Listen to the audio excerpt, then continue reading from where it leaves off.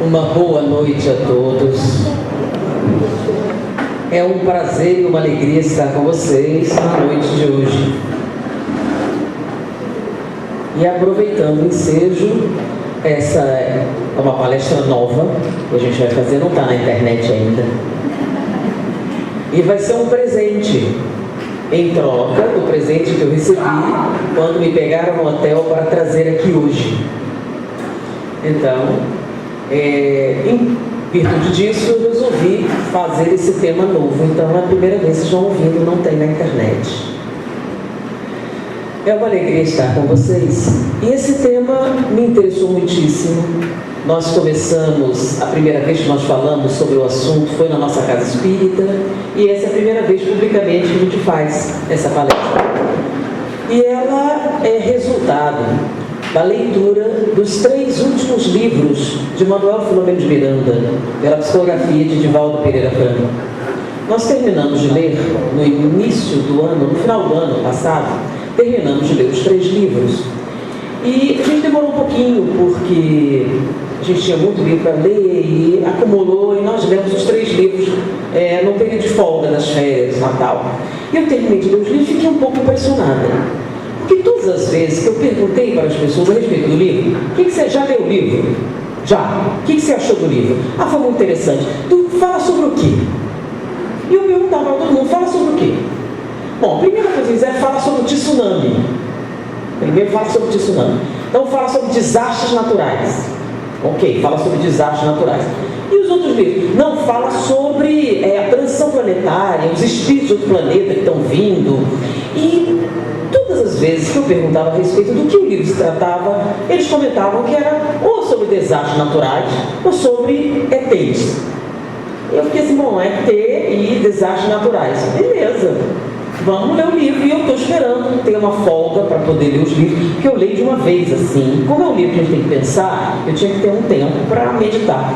Eu terminei de ler o livro, eu falei assim, mas se me perguntassem sobre o que é o livro, eu jamais diria que era sobre desastres naturais e ETs. Porque isso foi a coisa que menos me chamou a atenção. Na verdade, eu terminei de ler os 3 livros e fiquei muito preocupada. Extremamente preocupada. Não com desastres, terremotos, desastres naturais, nada disso. Nem com o espírito de outro planeta. O que me chamou a atenção é que nos 3 livros, repetidamente, os espíritos faziam um alerta a ataques espirituais ao movimento espírita.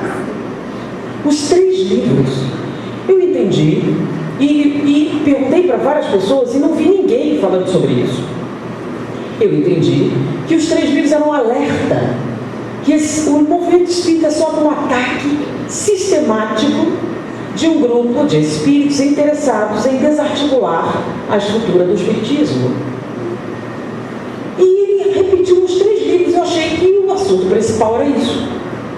E que eles estavam usando uma técnica diferente. Uma técnica diferente e extremamente promissora para eles. E que, em virtude dessa técnica nova, o espiritismo estava perdendo feio.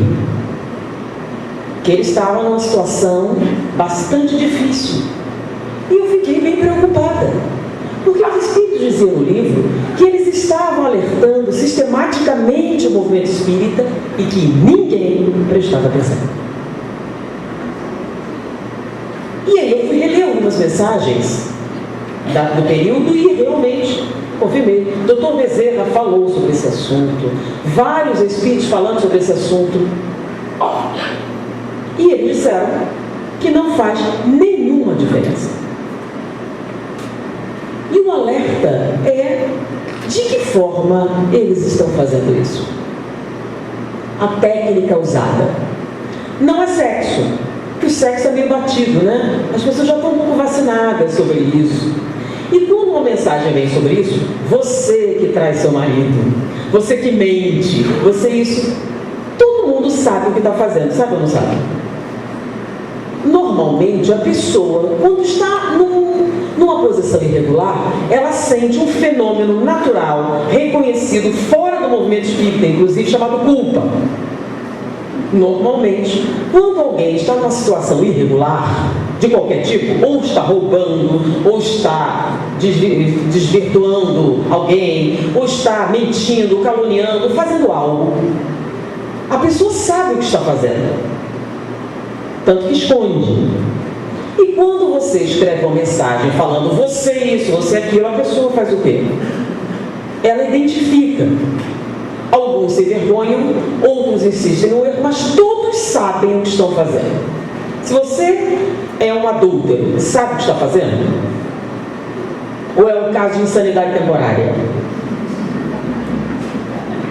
Então você sabe o que está fazendo. Se você está desviando dinheiro público, você sabe o que está fazendo? Se você está roubando luz, ou água, ou qualquer coisa do gênero, você sabe o que está fazendo? Se você não está pagando os seus funcionários corretamente, você sabe o que está fazendo?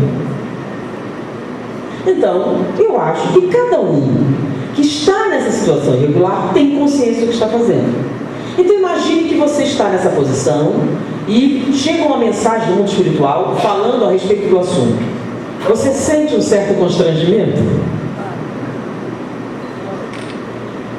E se você tem dúvidas a respeito do mundo espiritual, você pergunta, será que é? E será que eles estão vendo? Você sente um certo constrangimento? Então, esse tipo de ataque, ele tem resultados meio óbvios no comportamento das pessoas. Então, aqueles que prestam atenção nas mensagens, nos avisos, têm uma ideia do que pode estar acontecendo. A pessoa começa a se comportar de maneira estranha e você nota que ela está sob a ação de uma influência negativa espiritual. Apesar de ainda acontecer, as pessoas já conseguem enxergar mais ou menos no panorama quando algo assim acontece. Mas a técnica atualmente utilizada não está deixando rastro nenhum. E a pessoa sob a ação desse tipo de influência repete, sem nenhuma culpa. E o pior, quando vem a mensagem espiritual, nossa, essa mensagem é boa para fulano. Você olha, é ótima para você. E você sempre pensa em outra pessoa, jamais em você mesmo. E os 3 livros tratam desse assunto e da preocupação do mundo espiritual em avisar as pessoas. E como eles não estão tendo sucesso. E aquilo me preocupa muito, nossa. E aí, eu fui comentar com o pessoal a respeito e perguntei se ninguém tinha notado. Aí eu comecei a grifar algumas partes do livro. Essa. Não, é isso mesmo. Aí as pessoas falaram, não, é isso mesmo. Nossa, é isso mesmo. Bom, e qual é a técnica que eles estão usando? Nossa, é uma técnica que aparentemente é infalível. Chama-se reclamação.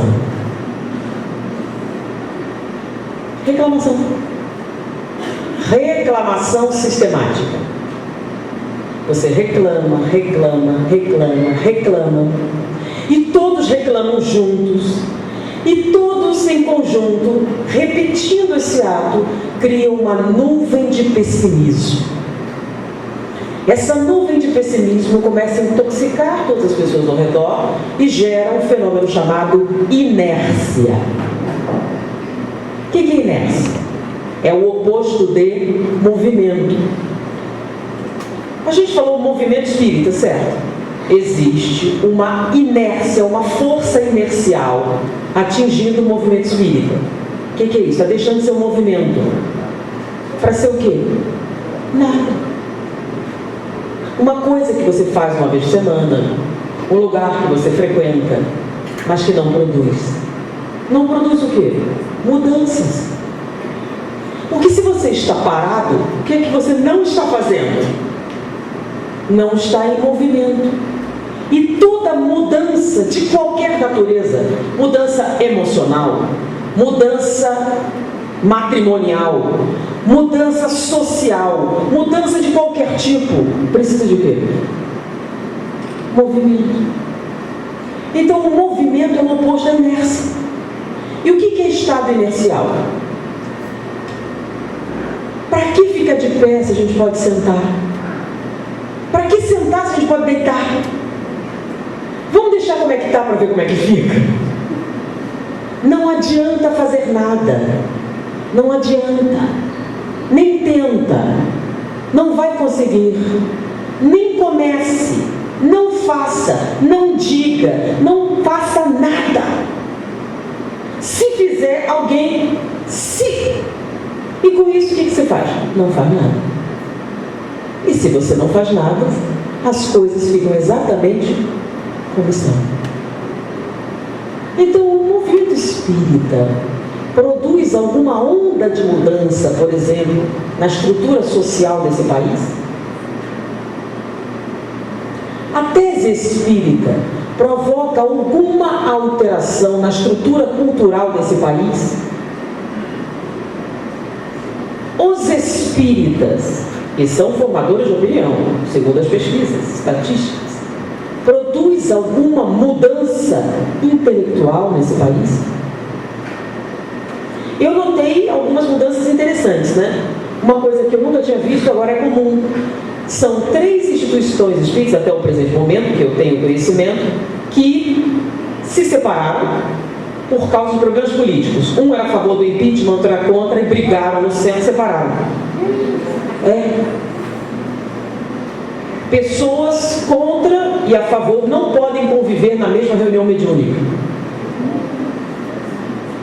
Se a moda pegar, quem for Vasco da Gama e quem for Fluminense também não pode frequentar a mesma reunião mediúnica. Porque para mim é a mesma coisa. Se você é pró ou contra, que diferença faz na reunião mediúnica? Se você é Vasco da Gama, se você é Fluminense, é que eu não conheço o time daqui. Você vê que eu entendo de futebol, Roberta. Cruzeiro e Atlético. E eles estão na final do campeonato. Vocês não podem ir juntos à reunião mediúnica. Porque o clima não vai ficar bom. Porque um Atlético e outro Cruzeiro. Vocês dão risada porque é uma coisa ridícula, não é? Você ser pró ou contra o impeachment impede você de frequentar a mesma reunião mediúnica? Qual a diferença? Qual a diferença? Ah, mas são posições que... Sim, mas o que o espiritismo tem a ver com isso? Qual a diferença? Mais ou menos, quem gosta de sorvete de creme e quem gosta de sorvete de chocolate? Tem que ter um centro espírita separado. Se a moda pegar, você já não está? Você é do centro espírita pró ou do contra? Mas por que isso seria relevante? Ah, porque talvez vocês estejam discutindo política no centro espírita? E o espiritismo? Porque alguém me perguntou qual o sistema político dos espíritas? Qual o sistema político dos espíritas? Nenhum. Como assim nenhum? Você é anarquista? Vamos ver. Vamos pela tese espírita. A proposta espírita é evolução espiritual, correto? Ou estou enganado? Muito bem. Se nós evoluirmos todos os espíritos aqui presentes, vocês vão precisar de polícia? Vocês vão precisar de fiscalização? Vocês vão precisar de alguém vigiando o cumprimento da cidadania? Vocês vão precisar que alguém mande vocês fazerem o que é correto? Vocês precisam de governantes? Se todos forem bons, ninguém rouba, então não precisa de cadeia. Se todos forem bons, todos terão acesso a educação, saúde, as coisas básicas. Você vai precisar de alguém vigiando. Se ninguém tirar o que não é seu, vocês vão precisar de exército? Então, os espíritos evoluídos não precisam de governo, nem de vigia, nem de polícia, nem nada. Então, qual é o sistema espírita? Nenhum. É a espiritualização do homem. Ah, mas então qual é o melhor? Gente, não tem. Porque se você pegar o melhor sistema que inventarem e botar espíritos imperfeitos, o que vai acontecer? Alguém vai fraudar. Alguém vai corromper. Então a única forma é vigiar, fica um vigiando o outro. Quanto mais vigiar, quanto menos poder um único tiver, mais chance. Isso é difícil? Claro que é difícil. Mas é inevitável enquanto as pessoas forem corrompidas. Então não tem sistema bom. Pega o melhor negócio que tiver, alguém vai tentar fraudar. Agora, pega o pior sistema possível, bota só espírito puro ali, o que acontece? Absolutamente nada. Pode ser o pior sistema. Vai ter violência? Não. Vai ter roubo? Não. Não. Por quê? Porque espíritos superiores não fazem isso. Então a polícia não tem polícia. Quem vai ser o policial truculento se todos são espíritos bons? Sim, mas por que você vai precisar de um policial? Não vai fazer nada. Qual o trabalho que ele tem? Nenhum. Porque a polícia serve para prevenir o quê? Os crimes. Que crimes?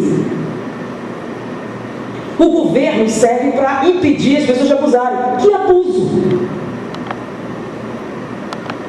Os impostos para redistribuir renda. Que redistribuição? Se não vai faltar nada para ninguém. Se o espírito da caridade estiver disseminado nas pessoas. Que desigualdade! Então isso não tem nada a ver com o espiritismo. Porque a proposta espírita é espiritual. Agora, se a gente resolve esse problema, a gente resolve o problema de quê? De tudo. Resolve o problema da saúde, resolve o problema da educação, resolve o problema da distribuição de renda, resolve todos os problemas. Fazendo o quê? Espiritualizando as pessoas. Acabou. Acaba partido político, acaba ideologia, acaba tudo. Por quê? Porque todos terão um interesse comum, que é o quê? O bem coletivo. Então, qual seria o trabalho do espiritismo na política? Espiritualizar o homem. Qual seria o trabalho do espiritismo na educação? Espiritualizar o homem. Qual seria o trabalho do espiritismo na saúde? Espiritualizar o homem. Qual seria o trabalho do espiritismo em qualquer área de atuação social, política, econômica, etc.? Espiritualizar o homem. E isso é possível? Bom, é do que se trata ser espírita, não é?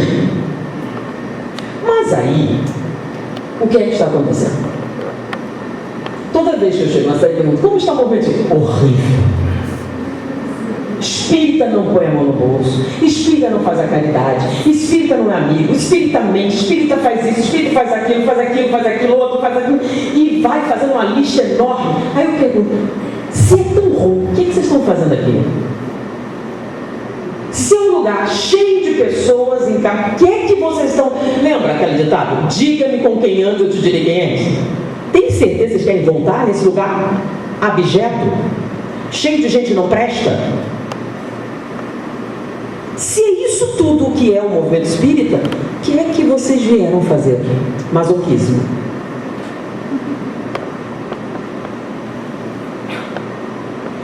Agora, de tanto repetir isso, você começa a acreditar. Eu não vou tentar porque é todo mundo ruim. Não tem nada que é inveja. Todo espírito é invejoso. Todo. Não tem um que se salve. O objetivo do espírita, aparentemente, segundo as opiniões, é fazer o mal. Eles vêm que ser espírita para falar mal dos outros, falar mal da roupa dos outros, falar mal da cozinha dos outros, falar mal do cabelo do marido, do filho, de tudo. Bom, e já que isso cansa, resolveram então agora apelar para a política.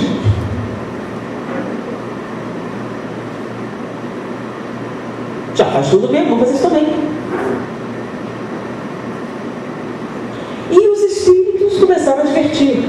Olha, vocês estão reclamando, vocês estão reclamando.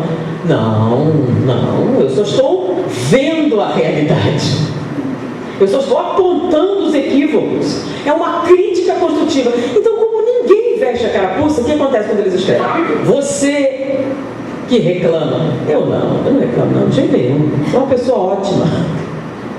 Você que está contribuindo. Não, eu não faço essas coisas de jeito nenhum.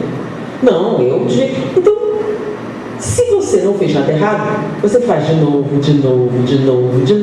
e você está a serviço desses espíritos e contribuindo para o pessimismo que está tomando conta da atmosfera. E junto com o pessimismo, a inércia. Então, uma coisa, espírita não põe a mão no bolso. Já ouviram essa? Quem já ouviu essa? Levanta o braço. Espírita não põe a mão no bolso. Sem hipocrisia, hein? Quem já ouviu essa? É recorrente, né? Bom, deixa eu falar uma coisa com vocês. Qual é o número de espíritas na população brasileira? Menos de 11%. Tá? Espíritas de um lado, kardecista. Eu sei que não é o nome certo, mas é menos de 11%. Qual a contribuição social? Os espíritas são responsáveis por 1/3 da ação social do país. Como assim? Dinheiro. E os outros 2/3? O governo. E as outras religiões? O governo. O que é uma ONG? Recebe dinheiro do governo. Todo centro espírita do quinto dos infernos que tiver, tá? Faz uma coisinha, ou dá um enxoval, é ou não é? Um enxoval, algum negócio faz ou não faz? Por quê?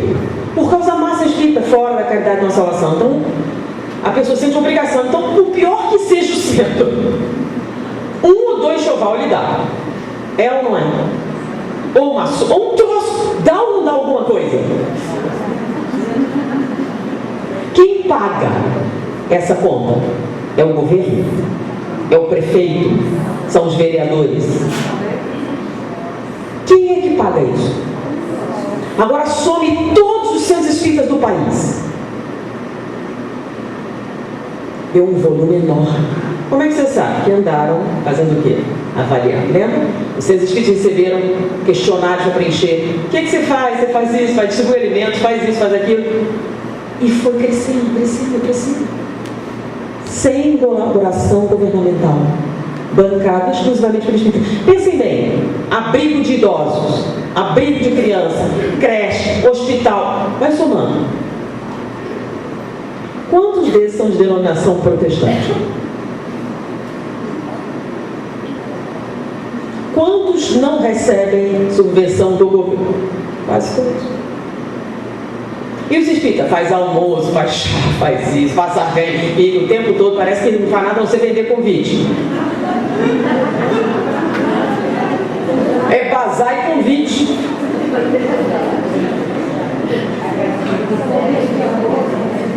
Para quê? Para onde vai esse dinheiro? Na remodelação? Não. Então, somem.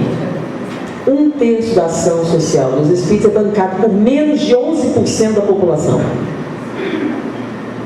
Então, menos de 11% da população banca 1/3 da ação social do país.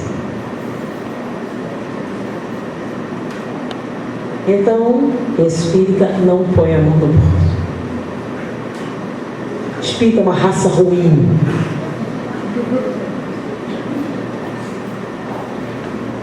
Né? Quantos atos de violência, estatisticamente falando, os espíritas cometeram a outras denominações religiosas?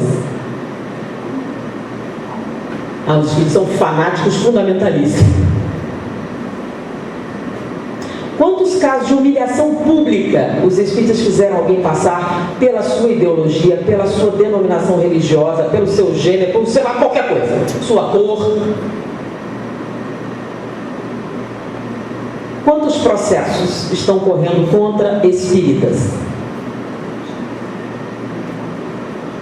Por discriminação. É uma gente ruim, nossa.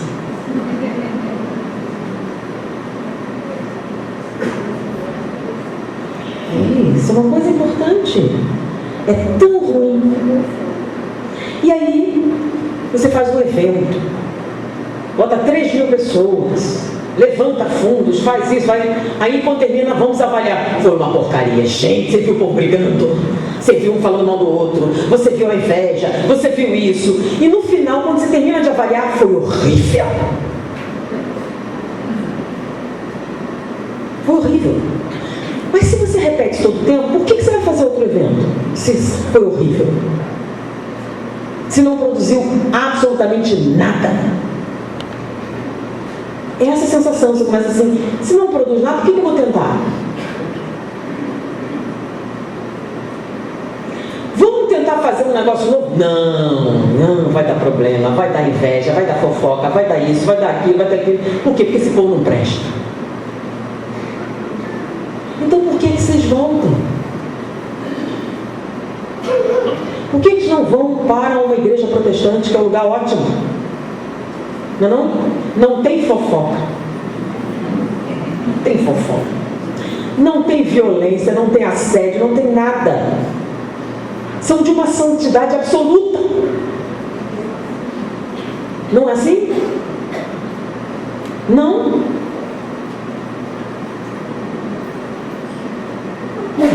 Por que vão? E vem falar, a sua casa espírita. Não tem como você fale mais pior do que da sua casa espírita. Juntou meia dúzia de pessoas, vamos falar de quê? Da vida alheia. Você viu a roupa dessa mulher? Olha como ele entrou no centro espírita. Olha só, a roupa da criatura. Isso está no livro, pela Miranda.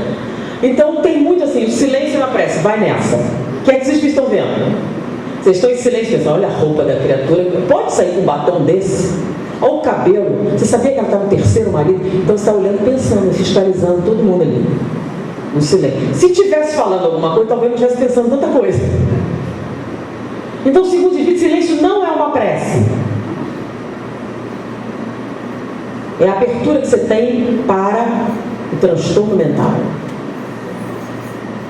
E é quando a ação dos espíritos fermenta, porque ninguém faz nada errado, aí o espírito chama atenção e você continua. Não é uma crítica construtiva, porque a criatura não pode ir no centro com uma roupa dessa.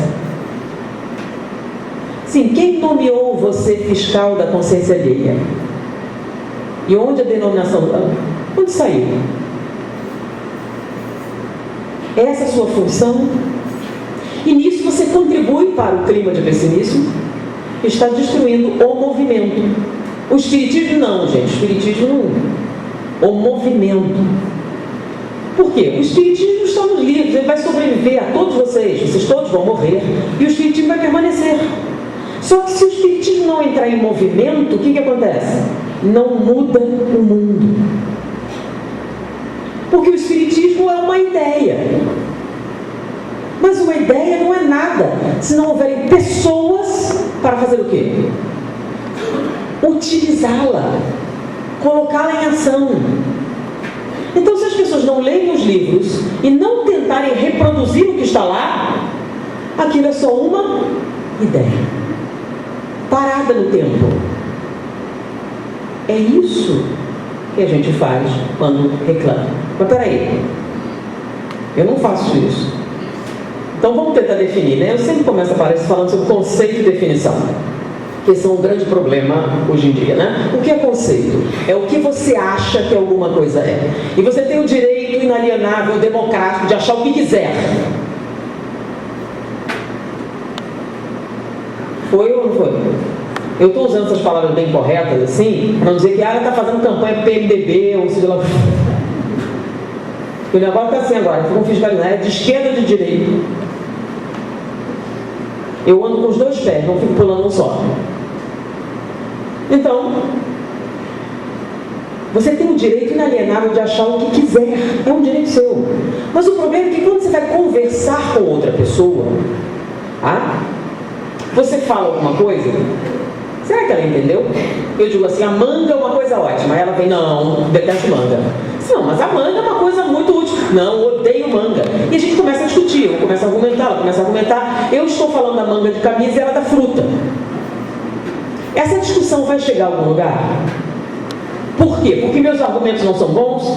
Não, porque estamos falando de coisas diferentes. E para evitar evitar que isso aconteça, não basta conceituar, é preciso definir. E qual a diferença? Conceito é o que você acha que alguma coisa é. Definir é dizer de tal maneira que isso não se confunda com outra coisa. Ficou claro? Então alguém diz, os homens são os machos ou as mulheres estão entrando nessa história? Faz diferença? Faz. Então você começa a discutir, a pessoa começa a reagir, e do que vocês estão falando exatamente? Como não ficou claro, é uma discussão que não terá utilidade. Vai gerar apenas inimizade, porque vocês não vão chegar a uma conclusão, estão falando de coisas diferentes. Então não é a questão do argumento bom ou argumento ruim, são coisas diferentes. Mas o que vem a ser reclamação? Se você não tem ideia, vamos ter o significado da palavra, o significado etiológico. Reclamar é uma palavra composta, certo? Você vê que pedindo cultura, fala mal. Agora está indo para o português, volta e meia vai para a biologia. Reclamar vem de clamar, certo? O que é clamar? O que é um clamor? Reclames vem desde Roma, então é o clamor público. O que é um clamor público? Se você não falou nada para ninguém, você clamou alguma coisa? Não. Então, se você não abriu a boca para falar nada, você reclamou? Não. Então, qual a instrução dos espíritas para fazer frente à reclamação? Olha, é muito simples. Você não sabe o que é, não tem ideia, faz o que sugere Filomeno de Miranda. Na dúvida, se não tem nada de bom a dizer, não diga nada. E você não vai ter problema. Não tem nada de bom a dizer, não diga nada. Você não reclamei, não sei. Então, clamor público. Mas peraí, se a pessoa fizer um problema com você, você vai falar com ela, certo? Vocês quebram o pau, brigam, se rolam no chão, mas não reclamou. Mas peraí, isso não é ruim? É ruim para você e para ele. Mas quando você reclama, é ruim para quem? Para todo mundo. O seu problema contribui para que o clima espiritual fique ruim. Porque todo mundo tem problema. Todos. É problema com o pai, ou com a mãe, ou com o marido, ou com o filho, ou com o chefe, com alguém. Certo? Mas aí você tem esse problema e conta para todas as suas amigas. Para quê? Para uma sugestão. É mesmo para uma sugestão? Não é para a gente competir, não. Quem tem um marido pior? Porque meu filho é ruim, o meu é pior. Não, meu marido é mas o meu é pior ainda. E quando é homem é a mesma coisa, né? A sua mulher vai, a minha! E aí vira uma competição de quê? De drama. Quem tem um drama pior? Quem merece o Oscar? E aí juntou 10 pessoas, fala de quê? Quem divorciou, quem não divorciou, quem vai divorciar, sabe de fulaninho, sabe de cicraninho, sabe o que aconteceu, ganhou quanto, perdeu, foi preso, foi indiciado, não foi isso, foi aquilo. Não é? Então, vamos ouvir o que fala Platão a respeito do assunto. Ele diz o seguinte: pessoas inteligentes falam de ideias. Pessoas comuns falam sobre coisas. Pessoas mesquinhas falam sobre pessoas.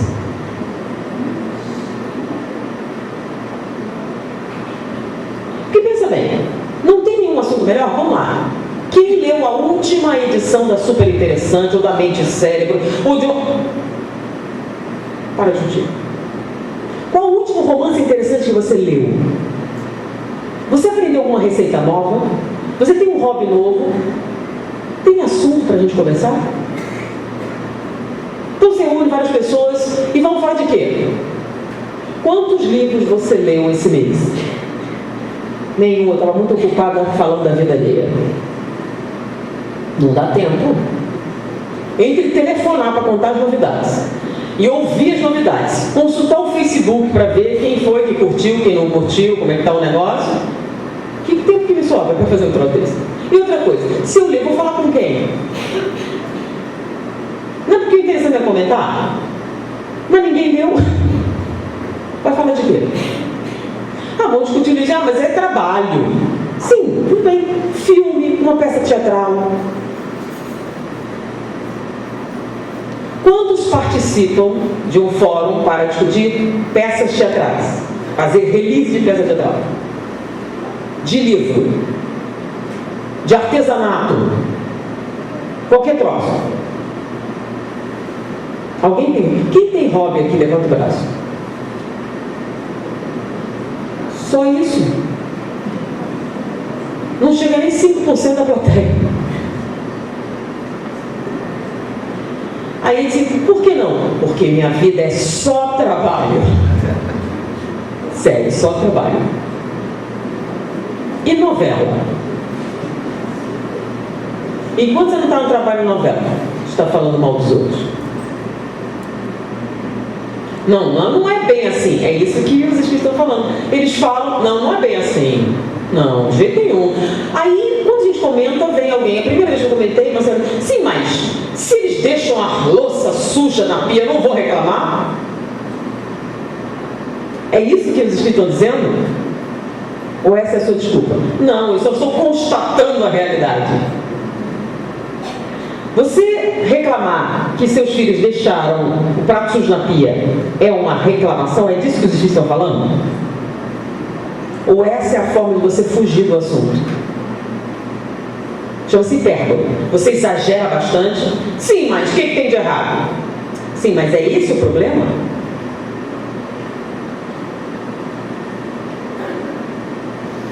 O problema é, você tem um problema com esta menina direto. Ela fez alguma coisa que te magoou. Aí você sabe o que ela fez?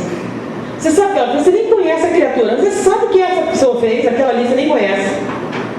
E aí você fala com todo mundo que não tem nada a ver com o problema. Agora, se você for falar com ela diretamente, cara, você fez um negócio que me magoou. Isso é uma reclamação? Isso é uma queixa. Peraí, qual a diferença? É simples. Se você chega no médico, qual a sua queixa? Vai para um brau. Não é uma falta de bom senso, não? Mas é isso que vocês estão falando que as pessoas fazem. Quando ouvem assim, mas eu não reclamo não, mas eu não faço isso, eu faço.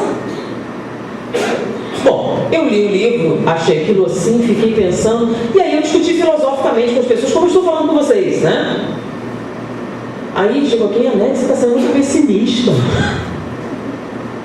Você é isso, você é aquilo. Aí, toda cidade que eu chego, eu perguntava para a pessoa que ia me buscar, né? Assim, como está o movimento espírita? Eu faço isso desde janeiro. Nós estamos em que mês? Então, todo esse tempo, hoje, foi a primeira vez que eu perguntei, como está o movimento? Ótimo, estou a primeira vez em meses, desde que eu comecei a perguntar. Foi a única vez que alguém chegou para mim e disse, está ótimo. Todas as outras vezes, está um horror, está um problema, está isso, está aquilo, e começa a falar dos problemas, do drama, da situação horrível que o espiritismo está vivendo, da desgraça. E hoje, a primeira vez, por isso eu resolvi fazer essa palestra aqui, que eu ouvi, nossa, está ótimo, estamos prontos. Eu disse, nossa, o que vocês estão bebendo nessa cidade?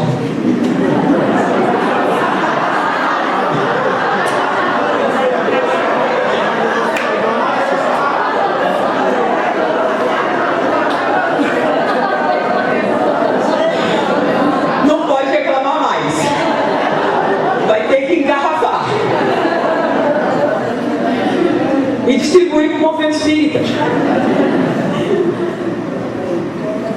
Mas eu comecei a falar sobre esse assunto, fiquei preocupada, comecei a comentar, falando filosoficamente. Mas aí, há um mês, um pouco mais, é a primeira vez que eu pego uma pesquisa em tão curto espaço de tempo para produzir uma palestra, porque eu fui atrás de detalhes. Eu peguei o material. Né, você tem que ter uma pesquisa, sempre tem uma pesquisa. Vou até explicar por quê, né? Como algum informou, meus pais eram oradores espíritas também. Meu pai e minha mãe. Então, na casa eram 3. Meu pai, minha mãe e eu. Então, vocês sabem que tem uma certa hierarquia, né? Então, na hora de escolher os temas, meu pai escolhia primeiro. E ele gostava de falar de filosofia. A minha mãe, em segundo lugar, falava do evangelho. E eu pegava o que sobrava, que era ciência. Até para não ficar no mesmo tema, né? Falando do mesmo tema. Então, e aí, com o passar do tempo, a gente foi se interessando cada vez mais. E eu acho interessante. As críticas, né? São interessantes. Algum crítico diz, não, ninguém até agora que chegou a dizer, você está falando errado ou está ruim. Assim. Não, você vai falar bem, mas não fala de espiritismo. Gente, eu jurava que eu só falava disso. Até porque meus pais eram espíritas, eu nasci num lar espírita. Então, eu achava que eu só falava disso. Aí eu perguntei, por que eu não falo de espiritismo? Você não citou o nome de Allan Kardec nem de Jesus. Beleza, então para resolver o problema, Jesus e Kardec, salve. Tá bom? Podemos continuar agora? Salve Kardec, salve Jesus. Bom, e a gente costuma, como é que funciona? Como é que você faz isso? Não é que eu faço a palestra, vou falar sobre esse assunto. Normalmente eu tomo conhecimento de uma pesquisa que eu acho interessante, relevante para uma determinada mesa espírita, e aí eu venho apresentar. Olha que bacana. Por quê? Porque eu acho que é uma fundamentação, é uma coisa que vocês falarem, por exemplo, numa reunião, em vez de falar mal dos outros, você fala mal, você viu a pesquisa nova que fundamenta a tese espírita? Você chama seu cunhado ateu, chama sua namorada, né? Sempre tem um ateu na família, tem ou não tem? Aí você pega, isso aqui é científico, aí você pega e fala. Até ajuda a fazer um certo relação familiar, né? Porque o pessoal começa no espírito e fala em sigla e ninguém entende, né? Você foi no ESD, o quê? ESD. Aí a pessoa está tão acostumada a falar isso. E o que é ESD? Quem não conhece? É uma sigla. E as pessoas começam a falar em siglas e ninguém entende. Aí você só fala com quem... Deixa eu falar com os outros, que eles não vão te entender mesmo, mas você fica no lugar cifrada. E aí, lembra da inércia? Não, vou nem tentar não, porque não adianta. Não adianta. Não adianta falar. Não adianta dizer. Não adianta nada. Não faça nada. Se você não fizer nada, o que vai acontecer? Nada. As coisas só acontecem quando você faz alguma coisa. Exatamente isso que chama inércia. Quando você começa a ter ideia, no que você vê, nem entende, nem começa. Por quê? Você já parte do pressuposto que não vai funcionar. Bom, nós estávamos sobre isso quando nós topamos com uma pesquisa. E nós ficamos assim, não existe acaso, não pode existir. Então eu estava preocupada com esse pensamento, falando sobre isso, mas eu falei, senti esse clima, tá, mas o que a gente... Bom, a pesquisa se trata do quê?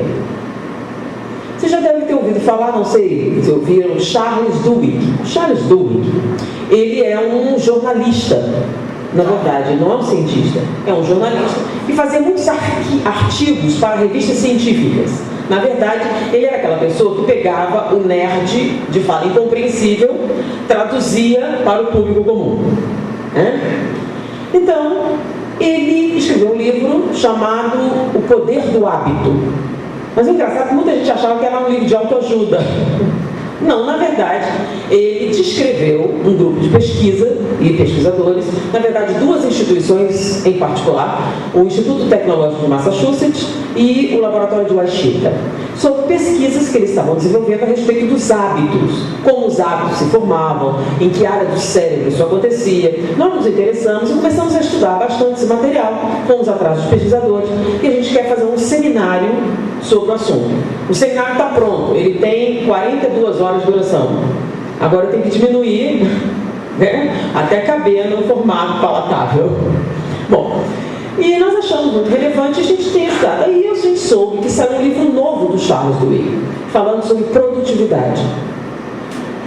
E a crítica que ele estava ficando muito comercial, porque o livro dele deu dinheiro, agora ele estava assim, mas aí eu me interessei em qual pesquisa que ele foi ver. E aí nós chegamos a um determinado local. E é uma pesquisa, já tem muitos anos, mas não foi publicada porque ela era muito controversa. E segundo um pesquisador que participou inicialmente, nessa época de politicamente correto, a nossa pesquisa poderia criar uma reação negativa da mídia, etc. Por quê? Porque eles resolveram estudar as diferenças entre o cérebro de uma pessoa de sucesso e uma pessoa fracassada. E hoje o político não existe pessoas fracassadas, não pode falar isso, porque é segregação, é racismo, é isso, é aquilo. Quer dizer, e aí nós não publicamos. Mas o que ele quis dizer exatamente com fracassado e sucesso? Tá? É relativo a quê? A qualquer coisa. Ele pergunta para você: o que é que você sonhou para a sua vida? Porque todos têm sonhos. Eu queria ser astronauta, eu queria ter 10 filhos, eu queria ficar rico, eu queria casar com Brad Pitt, e por aí vai. Tá? Todo mundo tem sonhos. Com o passar do tempo, muitos deles a gente vê que são infantis ou adolescentes, e a gente deixa para lá. Mas tem alguns que persistem. Aí você chega numa altura da vida e descobre que não realizou nenhum dos seus sonhos. Que está vivendo uma vida que não lhe agrada, que é uma vida que não é aquela que você queria viver. Então podemos dizer que nenhum dos seus sonhos teve sucesso. Então qual a definição de fracasso para esse cientista? Você não realizou nenhum dos seus sonhos, nem afetivo, não casou com a mulher que você queria, teve 3 divórcios, não se realizou emocionalmente. No trabalho, na carreira, não está fazendo o trabalho que você gosta, está trabalhando apenas para se sustentar numa coisa que você não quer ou que você não gosta. Você não atingiu nenhum patamar social que você sonhou ou construiu. Ou seja, nada do que você tem é o que você queria ter. Correto? Isso cria uma resposta emocional? Sim. A pessoa fracassada, e ela fracassada perante a sociedade? Não, gente, perante ela mesma. Tá? Você pode ser uma pessoa muito rica, mas o seu sonho era ser cantor de rock. Então você se sente fracassado? Tá? Então não é relativa a outra pessoa, é relativa a ela mesma. Tá? Tem gente muito rica e sozinha, não tem um herdeiro.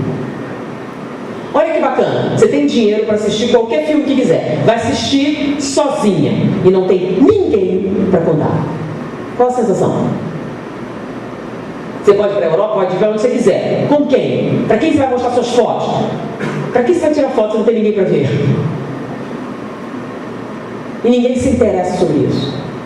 Começaram a entender? Então, um fracasso. E o que é uma pessoa de sucesso? É exatamente o oposto. Você conseguiu muito mais do que sonhava. Na carreira, foi mais do que eu imaginei. Nunca pensei nessa área, de repente eu me encontrei. Ou eu sou casado há 60 anos com uma mulher que eu amo, ainda estou apaixonado por ela. E não interessa a área, uma pessoa de sucesso. Bom, há muito tempo os cientistas estão tentando fazer isso, né? Eles têm corte do cérebro de Einstein para comparar com as outras pessoas. Qual a diferença entre o cérebro de Einstein e de todas as outras pessoas? Nenhuma. Até agora não acharam nenhuma diferença. Todos os seres humanos têm as mesmas estruturas cerebrais, as mesmas divisões, tudo igualzinho. Ou seja, até agora não descobriram nenhuma diferença entre o cérebro de Einstein e de qualquer outra pessoa. Só que tem o seguinte: eles têm o cérebro morto. Então, quando você pega o cérebro e vai ver as estruturas, elas são idênticas. Só que hoje nós temos tecnologia para avaliar o cérebro em funcionamento, que é uma coisa totalmente diferente. Então eles resolveram comparar funcionalmente o cérebro de uma pessoa fracassada e de uma pessoa de sucesso. E o fracasso e o sucesso sempre era relativo àquilo que você desejava. Se o seu sonho era casar e ter filhos, isso não aconteceu, e se você nunca pensou nisso e casou com o amor da sua vida, totalmente feliz, você teria os dois extremos da situação. Foi? Financeiramente, econômico, não interessa. Eles pegaram várias áreas de atuação para comparar a diferença entre o cérebro de uma pessoa fracassada e o cérebro de uma pessoa de sucesso. Fizeram e descobriram enormes diferenças. O cérebro de uma pessoa fracassada é diferente do cérebro da pessoa de sucesso.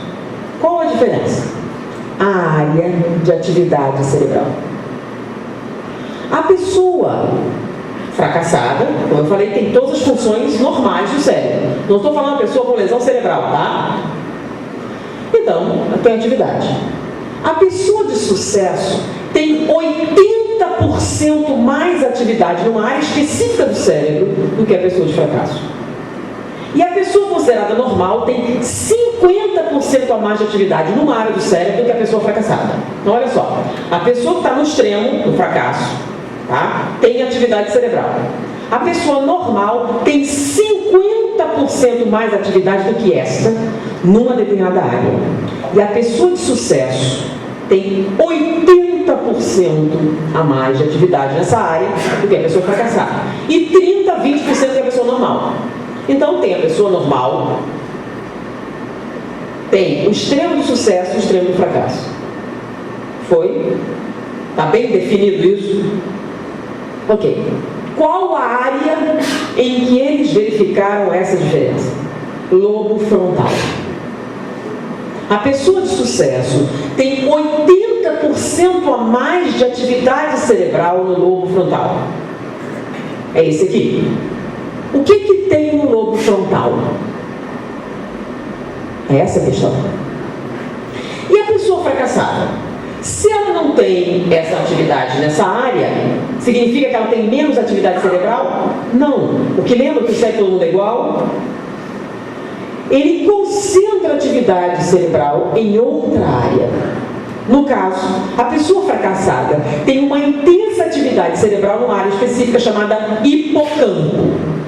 Ele concentra a maior atividade cerebral no hipocampo, enquanto que a pessoa de sucesso concentra a maior atividade cerebral no lobo frontal. Bom, e qual a diferença? O que é que significa isso? É simples. O que tem no hipocampo? A nossa memória. O que tem no frontal? O nosso futuro.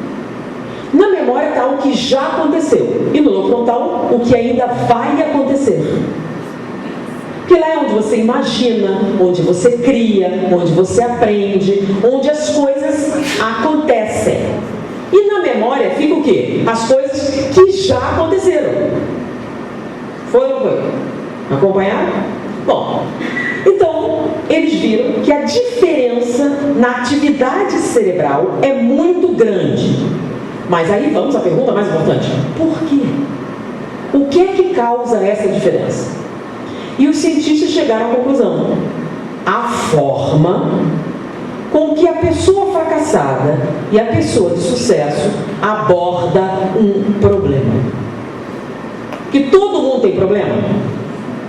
Você teve um problema no momento que você nasceu. Foi separado da sua mãe, agora você tem que respirar. Você vai ter que comer, tudo isso é um problema.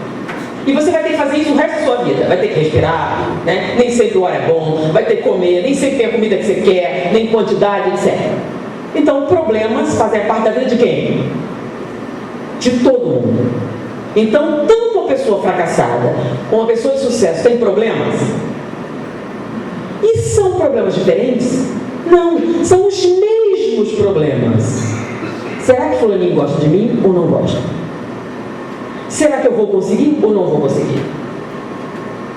O que eu devo fazer? São os mesmos problemas. Os mesmos problemas. Eles têm problemas familiares? Tem problemas de trabalho? Tem problemas de dinheiro? Tem problema de tudo, de aparência? Sim, de tudo. São os mesmos problemas. Mas a diferença está justamente em como eles abordam os problemas. Então vamos dar um exemplo. Você chegou e o leite está derramado. Como assim? Derramou. Leite derramado é uma coisa ruim? É um problema. É um problema sério. Então o leite está derramado. Então, a pessoa fracassada chega e vê o leite derramado, que é um problema. A pessoa de sucesso chega e vê o leite derramado. É um problema diferente? Ou é o mesmo problema? O leite derramou. É o mesmo problema. A pessoa fracassada faz a seguinte pergunta: quem derramou esse leite? Quando ele foi derramado? Como derramou? E o principal, quem é o culpado? Bom, são perguntas pertinentes. Mas aonde estarão as respostas? Estão mais ou menos... Quem já assistiu aquele seriado CSI? CSI. Quem não assistiu? Tem um? Não conhece. É um filme, é um grupo de investigadores vão descobrir quem fez o crime. E o que eles precisam fazer? Eles tiram fotos, né? E eles vão esmiuçar as fotos para descobrir o que aconteceu ali, certo?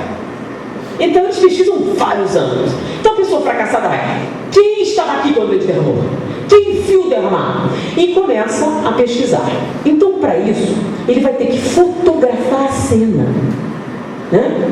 Presta atenção bem, como é que está o leite e tudo mais, olha em volta, para ver as pistas. Para ele responder todas essas perguntas, onde ele vai no cérebro? Onde essas perguntas serão respondidas dentro do cérebro? Pensa bem. São perguntas do passado, do presente e do futuro. O passado fica onde no cérebro? Na memória. Então ele vai reviver a cena centenas de vezes para descobrir os detalhes. Então ele vai rever aquilo muitas vezes para poder dizer assim: quem estava lá, quem viu, quem foi, quem é você. Então ele vai para a memória e concentra a atividade dele todinha ali. Aí você pergunta: o que tem de errado? Nada. Mas vamos para a pessoa de sucesso. A pessoa de sucesso chega e o leite derramado. O que ela faz? Meu Deus, como eu arrumo outro leite?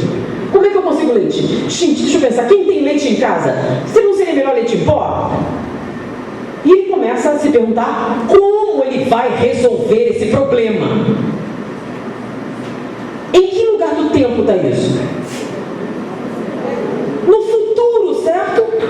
O futuro já aconteceu? Não, o futuro não aconteceu ainda. Então você está criando um cenário virtual, não tá? Você começa a pensar: e se eu ligar para todos os meus amigos? Quem tem um litro de leite? Aí você se vê ligando para os amigos. Aí você se vê quantos amigos você tem, quanto leite você pode arrumar. Onde está tudo isso? Está tudo isso aonde? No futuro, certo? E onde fica o futuro? No lobo frontal. No lobo frontal ficam as coisas que ainda não aconteceram. Só tem um detalhe: o lobo frontal, ele é mais complexo do que a memória. O que a memória já fez, só vai repetir, certo? Já o futuro, você está construindo o quê? Vários cenários possíveis. É ou não é? Você vai imaginar: se eu não conseguir o leite, como eu conseguiria esse leite? Como eu resolveria isso? E você vai começar a construir os cenários possíveis. Eu sozinho não vou dar conta de limpar, mas se eu chamar 3 amigos, aí você imagina 3 amigos limpando. Então, para você ter essa ideia, você não tem que construir a cena? Tudo isso está por fazer. E essa área do cérebro consome muita energia. Então, quando essa área entra em atividade, você aumenta a oferta de dopamina e de noradrenalina, que se derrama na corrente sanguínea através dos neuropeptídeos e atinge o metabolismo. Metabolismo celular, porque as células têm que dar suporte a essa atividade cerebral. Então você aumenta o metabolismo basal celular. Você aumenta a filtragem do fígado, porque você está aumentando a adrenalina. Você aumenta a filtragem renal, porque você precisa favorecer o gasto de energia. Você está gastando mais, está aumentando mais metabólico, você quer eliminar isso. Então você aumenta a sua atividade renal, aumenta a sua atividade hepática, lembra a filtragem? E você aumenta a atividade basal, o metabolismo basal. Ou seja, todo o seu corpo se prepara para a atividade. E você joga uma grande quantidade de adrenalina nos músculos. Por quê? Porque quando você cria um cenário fictício, existem várias possibilidades. E possibilidades lembram ação. Como você não sabe o que vai acontecer, você tem que se preparar para quê? Para qualquer coisa. Então todo o seu corpo, todas as suas células se preparam para isso. Elas entram em modo de atividade. Já o fracassado, que tem toda a sua atividade na memória, que é uma coisa que já aconteceu, que não tem ação nenhuma, na verdade você vai sentar e relembrar, não é isso? Com isso, e você revive a cena, o leite derramou. Toda vez que revive essa cena, você sofre um pouquinho. E aí você aumenta a sua produção de cortisol. E para relembrar bem, normalmente você lembrar bem, o que você faz? Fecha os olhos, né? Fica quieto que eu estou aqui. Tentando descobrir quem foi o culpado miserável disso. Você fecha os olhos, diminui sua atividade e você produz todas as substâncias correspondentes. Você diminui o metabolismo basal, né? E produz um estado inercial. Então, quanto mais você se concentra no passado, mais você permanece nele. Seu corpo todo se prepara para isso, e que significa permanecer como está. Já a pessoa de sucesso concentra toda a sua atividade elétrica cerebral no futuro, e o corpo todo se prepara para isso. Isso faz com que a pessoa que se concentra no passado tenha tendência a um estado depressivo, e a pessoa que se concentra no futuro, a atividade. E não é só isso. Para você produzir todos os cenários, você aumenta a oferta de nutrientes do lobo frontal. Só que o lobo frontal é responsável pelo aprendizado, pelo processo de criação, tudo isso. Quando você aumenta a energia ali, você aumenta a sua criatividade como um todo. Você aumenta a sua atividade, assertividade, motivação, criatividade, etc. E aumenta a sua atividade. Traduz isso em termos mais objetivos, né? Quanto mais você se concentra no futuro, mais ativo você é, mais você se propõe a construir um futuro novo. Quanto mais você se prende no passado, mais você fica lá, como uma âncora amarrada no seu pé, presa. Quanto mais no passado você estiver, menos movimento você tem. Então, segundo os cientistas, concentrar sua atividade no passado aumenta a sua inércia. Concentrar sua atividade no futuro aumenta a sua atividade, movimento. A pessoa que concentra a atividade elétrica cerebral no futuro tem mais movimento do que quem concentra sua atividade elétrica no passado. Bom, se o objetivo é construir uma vida produtiva, quem tem mais chances? Quem se prende no passado ou quem se preocupa com o futuro? Essa é a diferença entre qualquer um e Steve Jobs. Significa que ele é puro, santo de coração? Não. É que em vez de procurar o culpado, o que vamos fazer para resolver isso? É isso que faz você ter sucesso. Não é o problema que você tem, não é onde você nasceu, o seu sexo, sua raça, sua idade, é a sua atitude com relação a qualquer problema. Seja emocional, seja intelectual, seja financeiro, seja profissional, não interessa. A pessoa de sucesso tem uma atitude diferente. Vamos traduzir. Quem está no passado só reclama do que aconteceu. Mas peraí, não foi o que os Espíritos disseram? Então, agora a gente mudou, né? Você é uma pessoa fracassada ou uma pessoa de sucesso? Onde você concentra a sua atividade elétrica cerebral? Você está sempre procurando culpado? Você está esmiuçando toda desgraça que aconteceu na sua vida? Ou você está procurando soluções para o que aconteceu? Vocês estão brigando, ok, sistematicamente, repetindo sempre a mesma briga. Não é meio improdutivo, não? Mas ele me disse isso, me disse aquilo, ele fez isso, fez aquilo, certo. CSI. Vai que a hora você acha culpado. Né? Quanto mais você... Só que quanto mais você revive, mais inercial. É um círculo vicioso. Então o cientista diz que a forma com que você aborda o seu futuro, a forma com que você aborda o seu problema, define seu futuro ou a ausência dele. Porque se você está presa no passado, você não vai a lugar nenhum, porque o passado já aconteceu, certo? Você pode mudar o passado? Pode.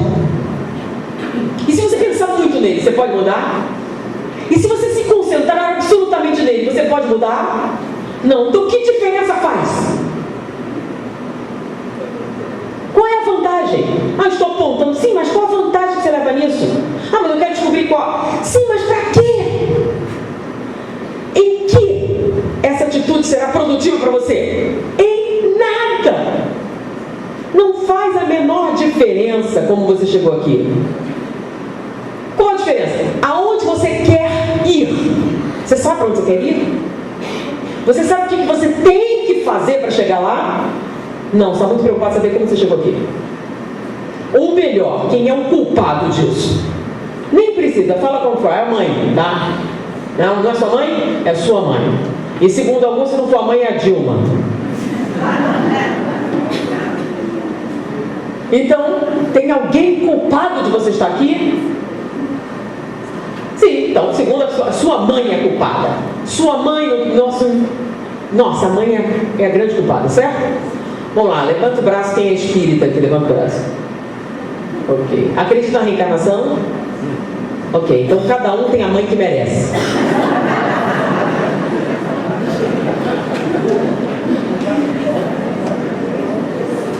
Então, que diferença faz? Ah, por que ela fez? Ah, porque no passado você fez alguma coisa aconteceu, gente. Você está nessa situação. Mas a pergunta é, você quer continuar nessa situação ou quer sair? Sim, mas só o ato de pensar nisso, só o ato de tentar responder essas perguntas já muda a sua estrutura cerebral. E se você se concentrar nisso, você vai mudando o seu metabolismo. E qual a primeira coisa que acontece? Você emagrece.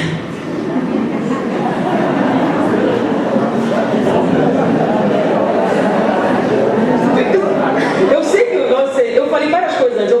Na última vez que eu falei, quando cheguei por último, falei isso, então eu comecei a falar primeiro, né? Emagrece. Como assim? Emagrece. Como assim emagrece? Emagrece. É um fato, não é filosofia. Como assim emagrece? Se você aumenta seu metabolismo basal, se você aumenta sua respiração celular, se você produz mais noradrenalina, em consequência adrenalina, se você joga mais no sistema, o que acontece? Pensar no futuro gasta mais energia do que o passado. E sendo que o cérebro, que tem 8% do volume do corpo, gasta 1/4 de toda a energia que você consome, faz uma diferença. Por exemplo, se sua dieta tem 2.000 calorias, o seu cérebro gasta 500. Se você aumentar a sua atividade no lobo frontal, você aumenta o gasto calórico. Pronto, já emagrece. Só atividade cerebral. Fora a atividade cerebral, como o seu metabolismo basal muda para atender essa demanda, você gasta mais, mesmo parada. Agora, quando você concentra atividade nessa área, além de tudo isso, você cria motivação, interesse, movimento. Quanto mais você movimenta, mais emagrece. Já notou que as pessoas que fazem coisas são mais magras? Por que você engorda? Você não faz nada.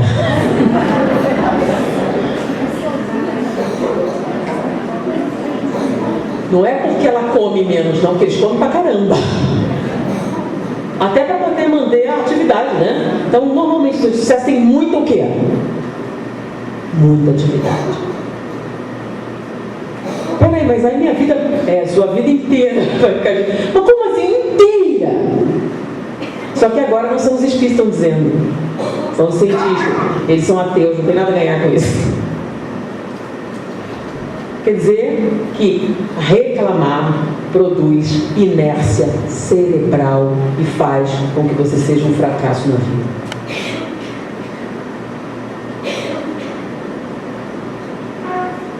Bom, essa foi a primeira fase. E aquilo me chocou. Nossa, meu Deus, que incrível, não é incrível?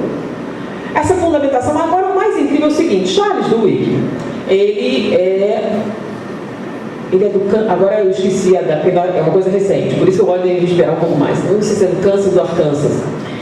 Eu sei que um pastor protestante que tomou conhecimento dessa informação e resolveu fazer isso que eu estou fazendo aqui na igreja dele, começou a falar sobre isso, né? Tomou conhecimento do hábito, tudo mais que ele já sabia, mais essa informação nova que ele colheu diretamente na fonte de Charles Duhigg. Chegou na sua congregação e disse: gente, vamos iniciar uma campanha por um mundo sem reclamações. Porque nos prender no passado e reclamar do que aconteceu não faz nenhuma diferença. Mas se nós nos concentrarmos no futuro, nós poderemos mudar o mundo. Então, nossa campanha é por um mundo sem reclamações. Então, ele produziu uma pulseirinha. Eu não estou com a pulseirinha que minha mãe tirou para ela, tá? Você tem uma pulseirinha que você coloca no braço, tá? E aí, o que você tem que fazer? Não reclamar. Cada vez que você reclamar, você troca a pulseirinha de braço. Mas que diferença faz? Você toma consciência de quantas vezes você reclama. E de onde está a sua atividade cerebral.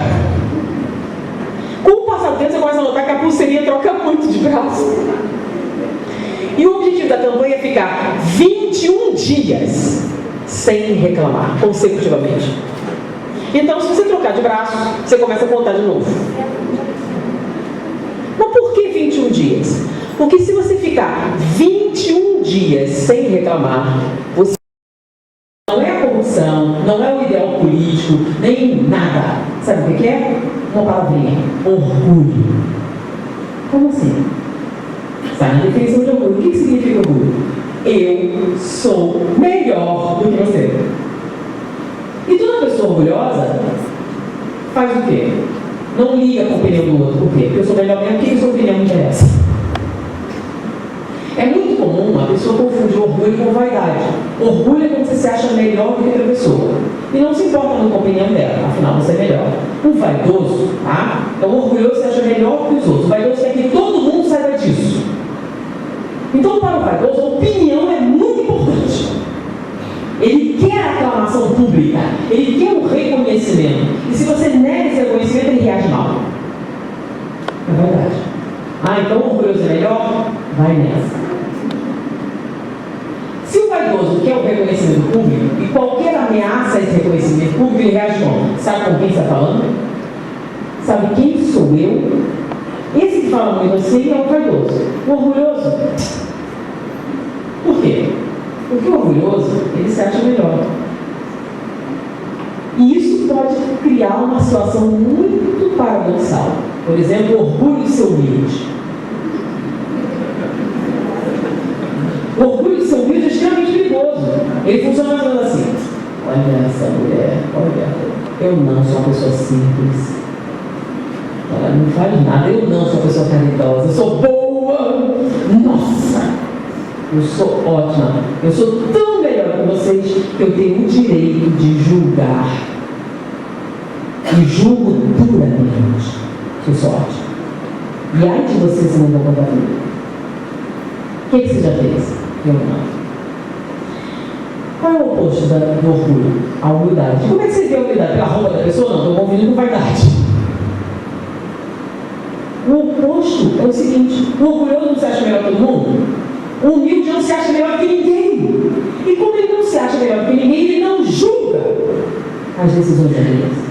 Ele respeita as convicções políticas. Ele respeita as suas escolhas, mesmo que elas sejam erradas. Por quê? Deus não permitiu? Quem sou eu para não permitir? Quem me nomeou fiscal? Mesmo que você ame seu filho com requinte de ternura, você pode obrigá-lo a estudar se ele não quiser? Você pode castigar, pode ameaçar, mas se ele não quiser, não há nada que você possa fazer. Porque ele tem livre-arbítrio. E quem foi que deu? Foi Deus. Quem é você para tirar? Porque a gente ama com desvelo. Tem mães que amam profundamente, né? Eu daria meu rim, daria os dois. Aí você diz: eu quero estudar balé. Balé não. Eu te dou meus dois rins, mas nada no balé. Quer dizer, o seu amor tem condições. Não tem não, o amor de mãe é melhor. Eu sempre faço essa pergunta, né? Qual o amor maior, de mãe ou de esposa? Normalmente o pessoal de mãe, né? Por quê? Por que o amor de mãe é maior? Aí diz, porque é incondicional, porque é puro, porque é isso, porque é aquilo, porque é aquilo outro. Concorda? Tem um monte de gente falando na cabeça, estou vendo. Tudo isso, né? Beleza. Então quem você ama mais? Seu filho ou seu marido? Isso é evidência, é hipocrisia. Então, normalmente, ela já o filho, né? Vocês sabem por quê? isso é amor. É o amor que é mais forte? Vamos deixar. Tá, você, seu filho e seu marido no carro sofrem um acidente e morrem todos. Reencarna. Agora, seu filho, seu marido, seu filho, quem você ama mais agora? Se o seu amor não resistiu à morte, é porque não é amor. É outra coisa chamada egoísmo. Primeiro eu, depois os meus, aos outros nada. Sabe por que você ama mais seu filho e seu marido? É que seu filho é de primeira mão, seu marido é de segunda. Antes de ser seu, foi da mãe dele.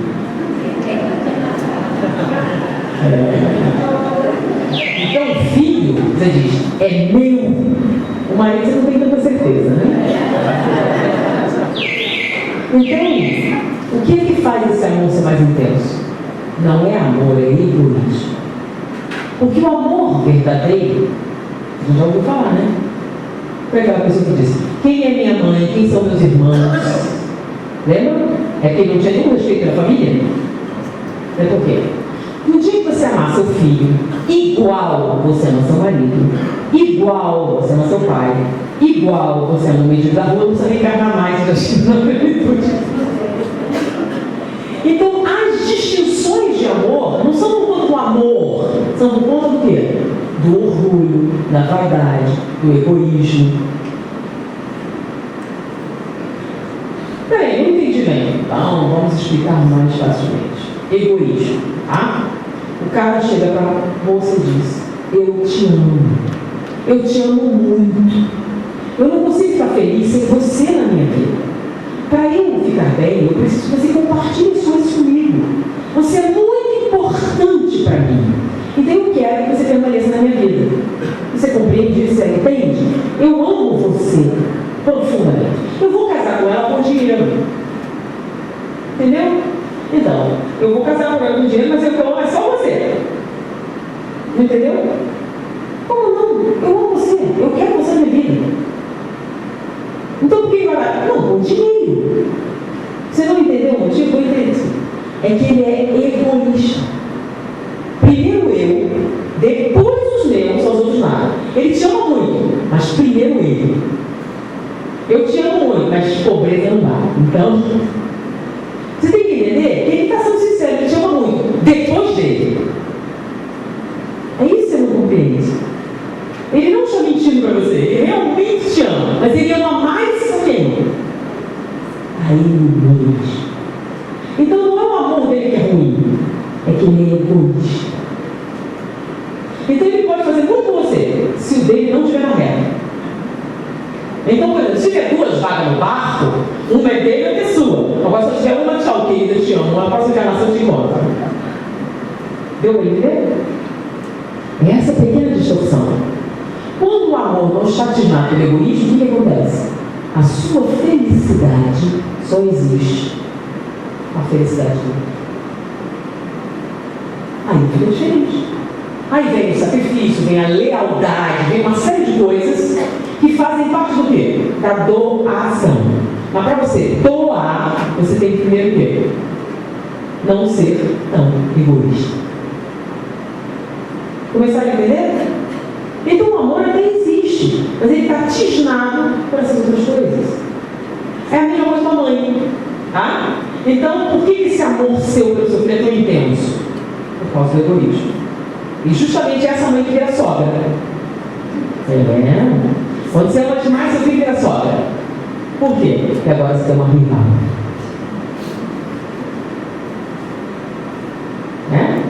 Porque se não fosse egoísmo, não virava sogra, virava. Olha só, você está numa plateia como essa, tem várias crianças aqui.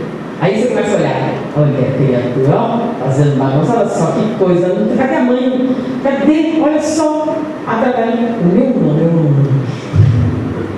O meu é isso, o meu é aquilo. E você vai criando o quê? Mas olha só, se eles estão no meio ambiente, existe ou não existe a possibilidade de eles se casarem? Olha só, se em vez de ficar reclamando e apontando erro, você ajudasse a cuidar, você não ia facilitar a vida do seu filho? É ou não é? Então, se você entrasse todas as crianças ou suas crianças, você jamais vai virar sogra. você só vai aumentar o seu círculo familiar. Essa é a diferença. Você tem certeza de que ele é o que você acha que é? Como a gente não pode ter certeza, a gente só tem certeza de quem? De nós mesmos. Então a pessoa humilde respeita as diferenças, respeita as escolhas, compreende. E o mais incrível, ela é inofendível. Como assim? Você diz, é feio. Sua opinião, então não tem direito. Não, você, sim, sua opinião. Ela não adianta, não tem nada que você possa fazer para ofender a criatura. Ela é inofendível. É esse o presente que a humanidade traz. E ele continua, apesar da sua opinião, apesar de todo mundo, ele insiste. Nem não ligue, nem liga, mas não é um fator determinante, porque todas as pessoas têm direito à liberdade. Quem deu esse direito? Deus. Então, se você está tentando cercear a liberdade, mas ele está fazendo coisa errada, sim, mas Deus fulminou ele? Não. Porque se você fulminar, é um ato de violência, e a violência é errada. Mas eu tenho que deixar? Não, chama-se resistência passiva. Não ato de violência.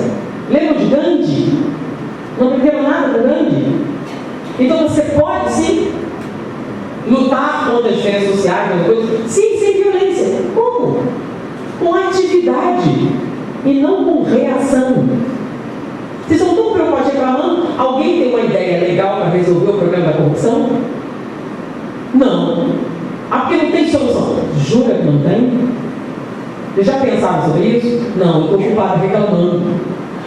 Vocês estão ocupados revivendo. Não estão dando opções. Tem opção, gente. Eu fiz uma palestra, não tem muito tempo, sobre a crueldade, sobre o trabalho de Felipe Zimbardo. Felipe Zimbardo criou um programa, tá? E quando ele aplicou numa escola de Los Angeles, ele diminuiu a violência em 68%. É muita coisa, não é de gangues. A gente não fala de favela, não fala de periferia, fala disso? E aí eu falei na nossa igreja, quem foi procurar o programa? Ninguém. Você está preocupado falando mal. Tem coisas eficazes, tem gente produzindo. Tem um site na internet que fez o seguinte: ele perguntou para as 100 pessoas mais influentes do planeta. Como assim? Os mais influentes em várias áreas, na robótica, na economia, nisso e aquilo. Pessoas muito estudadas, pessoas muito reconhecidas, muito premiadas. Ou seja, são pessoas que sabem o que estou falando. Então não é o Zé da esquina, é? Não. Então ele perguntou para as 100 pessoas mais influentes do planeta. Sabe o que eles responderam a respeito do planeta? Sabe qual a pergunta? Você se sente otimista com relação ao futuro do planeta Terra? Qual foi a percentagem de resposta?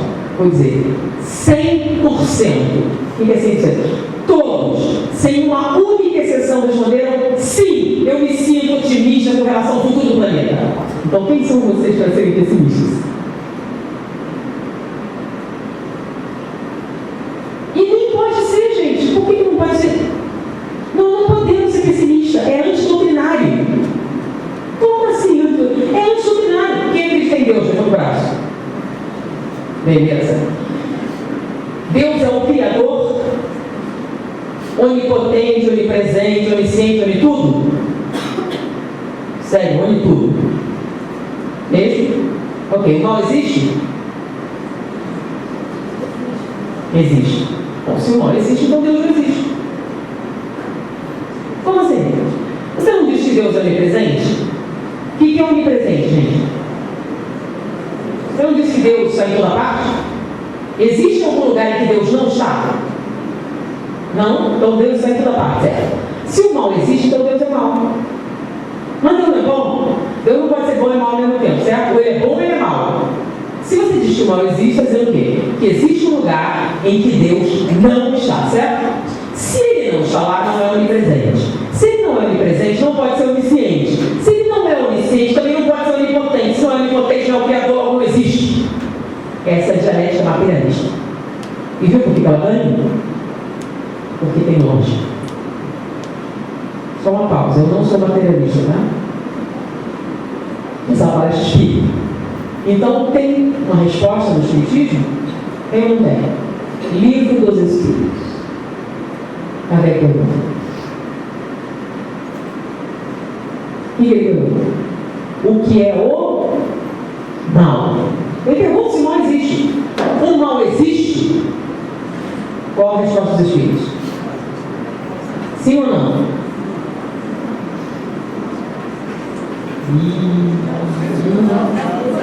Vocês acabam de descobrir que além de pessimista acredita em Deus.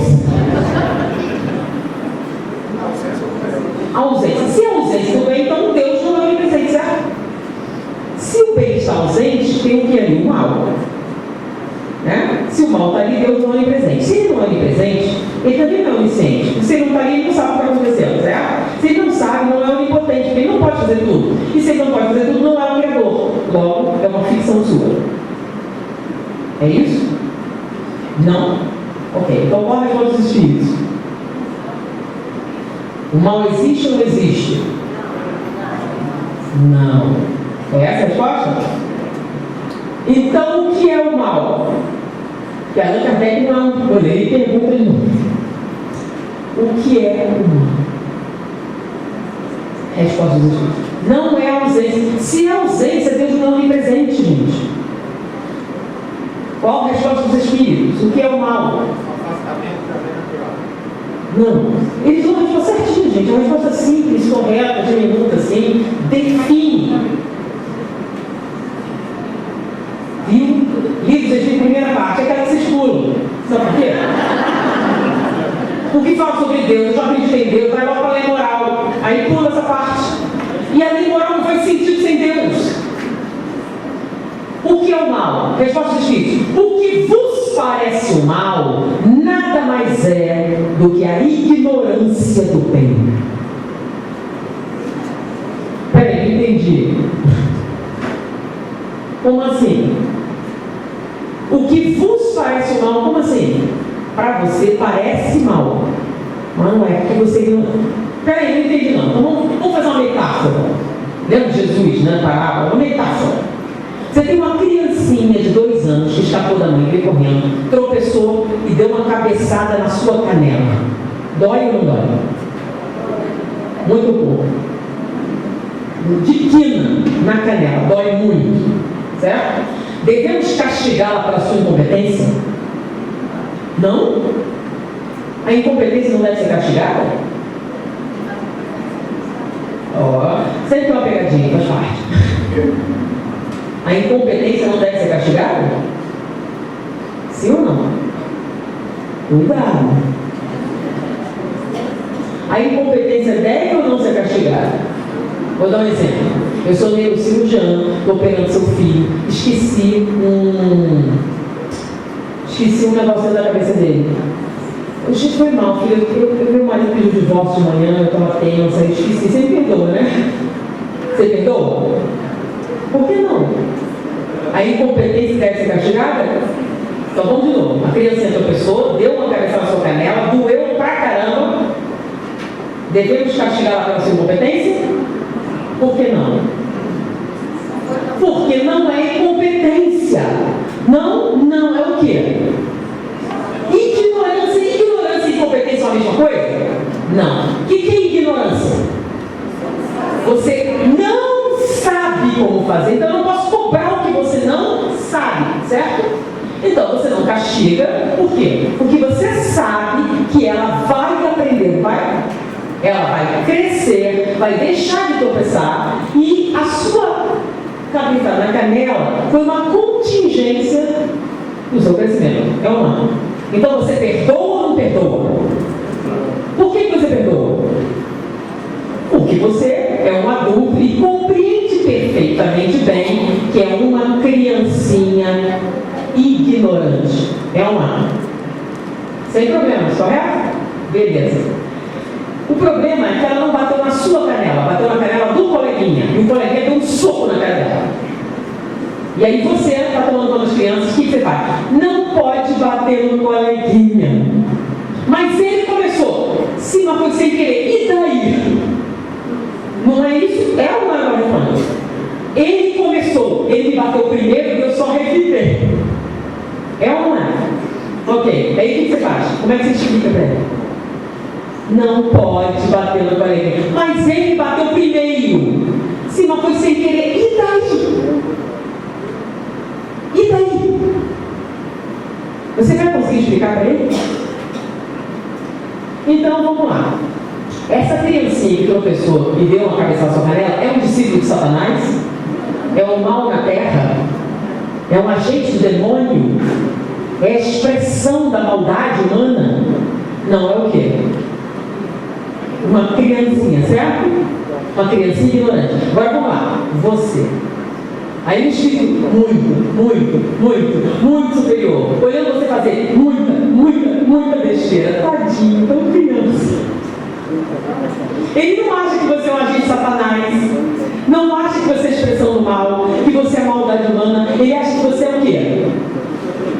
Ignorante. Vai crescer, vai ficar mais maduro e vai parar de bater no coleguinha.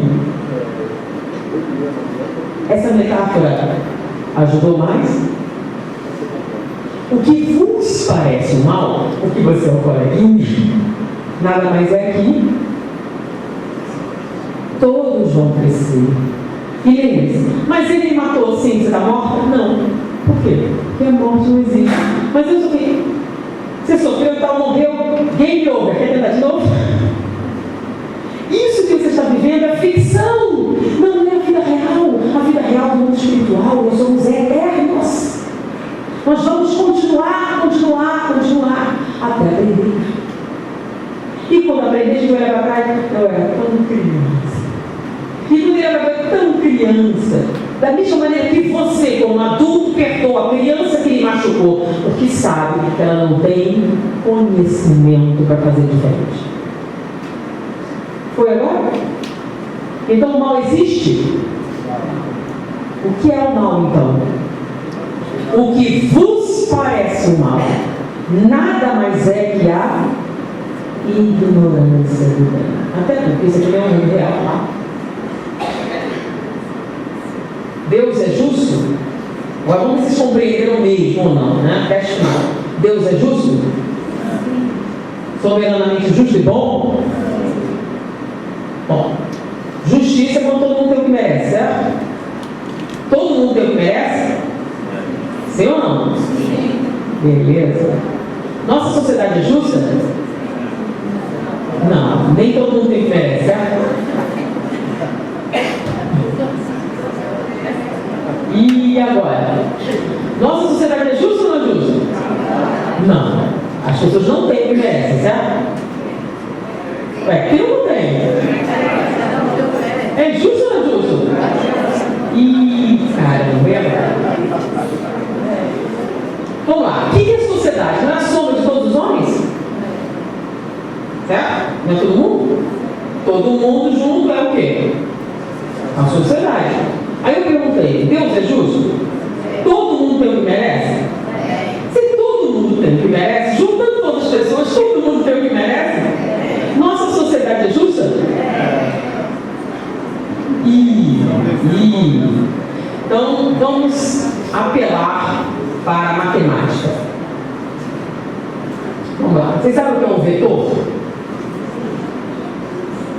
O vetor é uma representação gráfica de uma força, tá? O tamanho do vetor é o quê? A intensidade da força e a setinha é a direção da força. Então vamos fazer um experimento de física aqui. Eu vou aplicar uma força, tá? Com uma pessoa. Você quer colaborar comigo? Vem cá, vou fazer um experimento físico aqui para vocês. Não ter dúvida. Na sua mão, a outra. Puxa para lá. O que acontece se ele puxar?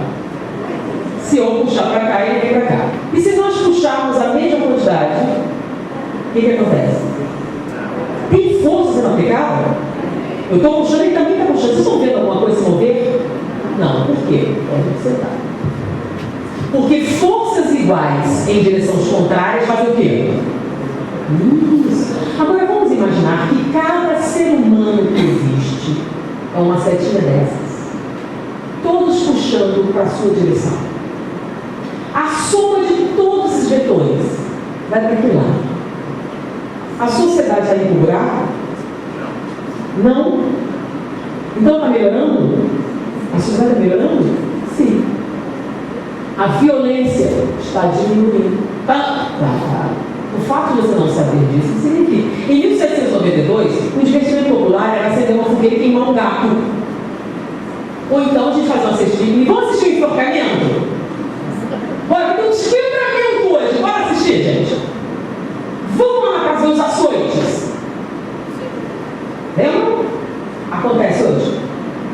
O analfabetismo aumentou ou diminuiu? E o direito das mulheres aumentou ou diminuiu? Beleza. Então as coisas estão melhorando. Então a soma de todas as forças atuantes na sociedade está nos levando para o quê?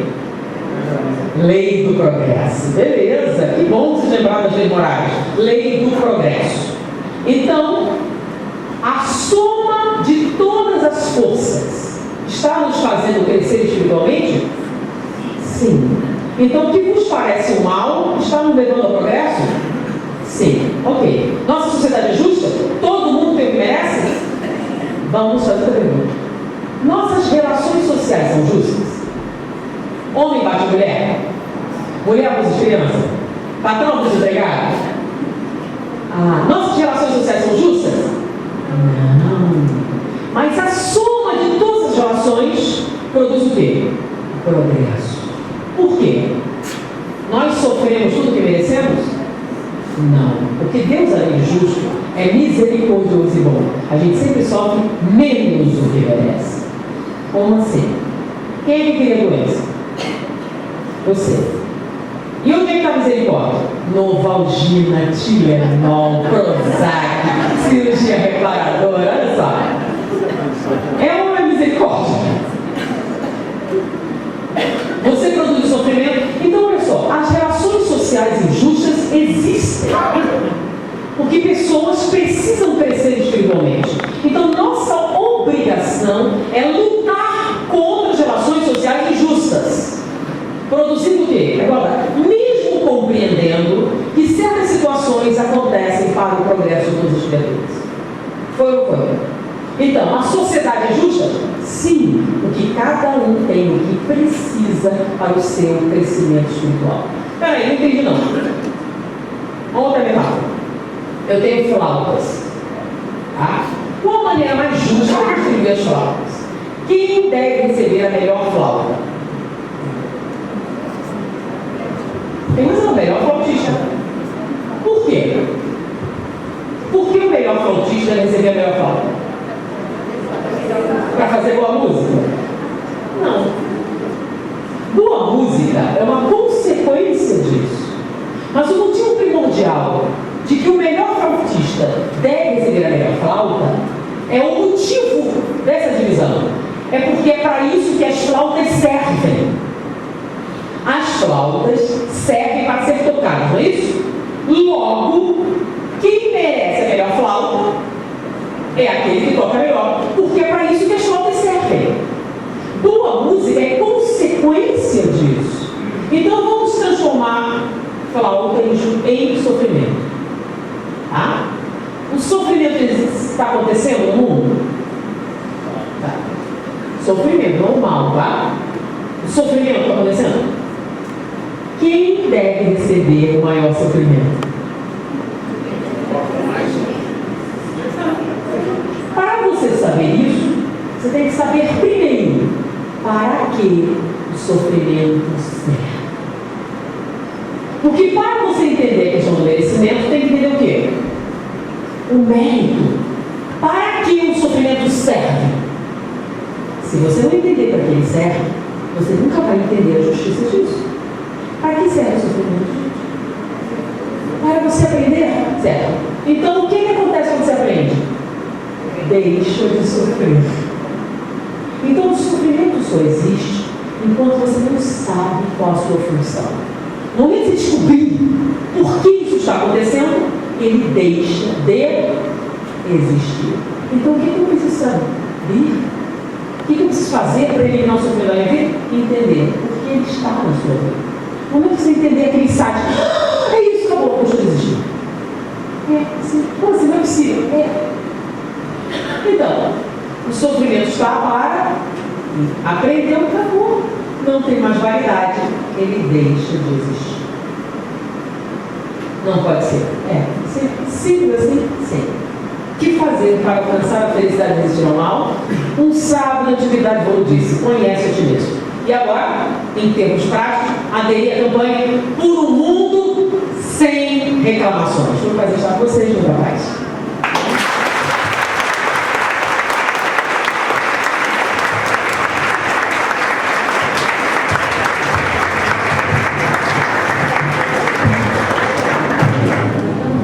Alguns avisos.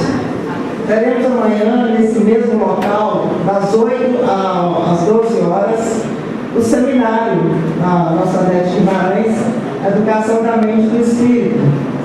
A participação será mediante inscrição feita nas casas espíritas, inscrições prévias já realizadas. A Juventude Espírita na Neve realizará no próximo sábado o seminário Sexualidade e Homossexualidade na Visão Espírita. O evento terá início às 14h30 na sede da AMGV. Rua São Domingos, 148, Vila Mariana. O Departamento de Comunicação Social da Aliança Municipal Espírita produz e apresenta aos domingos, das 9 às 10 horas, na Rádio Impacção FM, o programa A Caminho da Luz, com estudo, informação e reflexões espíritas. Sintonizem a 100,1 MHz. Para agradecer a Deus pela oportunidade de aprendizado que tivemos nesta noite, convidamos o diretor do Departamento de Orientação Mediúnica, Vicente Pifano, com os nossos agradecimentos à oradora que abrilhantou a noite com a sua exposição. Muito obrigada, Nete. O Vicente vai agradecer por nós. Oi, gente, eu esqueci de dar um aviso, eu sempre esqueço. Nós trouxemos um material chamado, não são palestras nem seminário, que infelizmente acabou. A gente trouxe um material chamado meta-hipnose, são tratamentos de hipnose para várias coisas, situações. Depressão, ansiedade, controle do peso, controle do tempo, criatividade, baixa autoestima, essas coisas. São tratamentos de hipnose. O que é hipnose? A hipnose é quando você coloca no subconsciente uma sugestão. Por que isso funciona? Porque nós temos um hábito de censurar tudo que vem de fora para dentro. Se eu digo para você, para de fumar, automaticamente você diz, é fácil falar. Se eu digo para levante-se, por que deveria? Então nós censuramos tudo que vem de fora para dentro. Mas não temos o hábito de censurar impulsos internos. Você está de dieta e tem vontade de comer doce. O que acontece a maior parte das vezes? Quando não devia falar uma coisa que você fala, porque você não tem o hábito de controlar impulsos internos. Então, quando você, através da hipnose, coloca uma mensagem no subconsciente, ele tem mais força, tá? Porque ele vem de dentro para fora. E quando você não presta atenção, ele passa. Por exemplo, eu hipnotizo ele e digo, a próxima vez que alguém perguntar o seu nome, você vai dizer Samanta. Aí você diz, qual o seu nome? Samanta. Não, brincadeira. Vamos lá. Por que você fez isso? Porque você não pensou antes. Colocou a mensagem lá e ela veio. Vai durar para sempre, não se preocupe, não dura. Você começa a censurar e ela passa. Mas ela é eficaz.